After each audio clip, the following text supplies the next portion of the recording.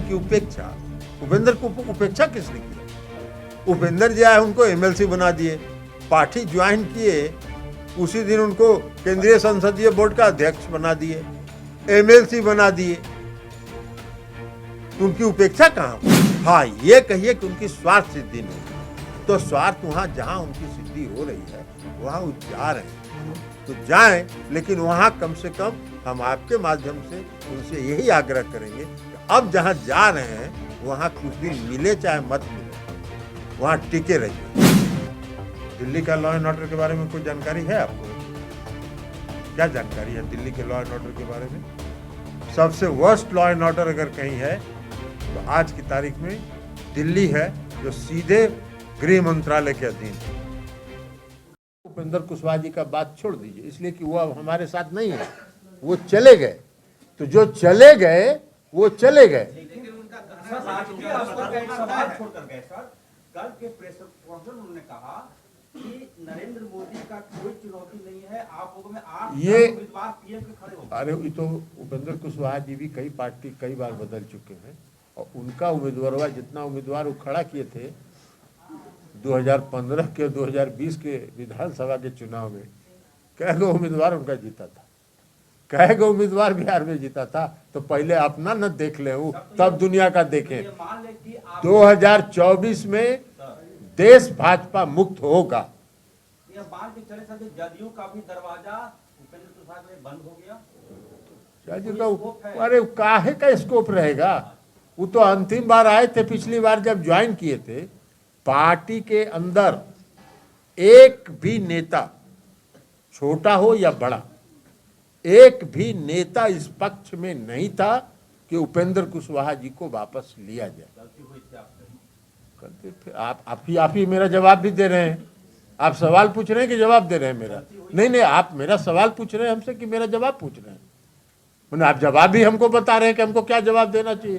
अरे तो आप सुनिए, तो आप सवाल कर लिए, अब उसका जवाब सुनिए। उपेंद्र कुशवाहा जी के पक्ष में एक भी पार्टी का नेता नहीं था, लेकिन उपेंद्र कुशवाहा जी ने आके मुख्यमंत्री जी से कहा कि अब हम भटक के बहुत थक गए हैं, अब हमको जीना और मरना आपके साथ है, अब हम कहीं नहीं जाएंगे। हमको आप सुन लीजिए ना, सुन लीजिए, पहले बुरी बात सुन लीजिए, उसके बाद पूछिएगा। उसके बाद मुझको भी बुलाया था मुख्यमंत्री जी, और मुझको बुला के उन्होंने कहा था कि उपेंद्र जी पार्टी में ज्वाइन करना चाहते हैं। उनके सामने उपेंद्र जी के उपस्थिति में मैंने मुख्यमंत्री जी को कहा था कि पहले इनसे पूछ लीजिए क्या महीना ही टिकेंगे। कहा कि 6 महीना 1 साल से ज्यादा कोई पार्टी में टिकते नहीं है। तो मुख्यमंत्री जी ने कहा कि भाई बताइए उपेंद्र जी। तो उपेंद्र जी ने कहा कि अब हमको जीना मरना यही है, अब अपने साथ आप लोग रखिए। हम लोगों ने कहा कि जब मुख्यमंत्री ने फैसला कर लिया, तो मुख्यमंत्री ने कहा कि हमने इनको कह दिया कि ज्वाइन वो करा लीजिए। और उसी दिन मीटिंग में, ज्वाइनिंग में, उन्होंने ये कहा कि अब हमको जीना मरना यही है, हमको कुछ नहीं चाहिए, हम कार्यकर्ताओं के लिए लड़ेंगे। और लिए क्या? अपना एमएलसी का पद मांगे, खुद एमएलसी बन गए। पत्नी के लिए टिकट मांग रहे थे, वो भी हम लोगों ने कहा कि पत्नी के लिए टिकट मांग रहे हैं तो लोकसभा का चुनाव आएगा तो देखा जाएगा। कोई कार्यकर्ता का तो कभी नाम लिया नहीं। हम ये मानते हैं कि जो भारत की सरकार है, केंद्र की जो सरकार है, 1975 का भी आपातकाल हम लोगों ने देखा है, वह घोषित आपातकाल था। और आज का जो आपातकाल है वो अघोषित आपातकाल है, लेकिन उससे ज्यादा खतरनाक और उससे ज्यादा पाबंदी है।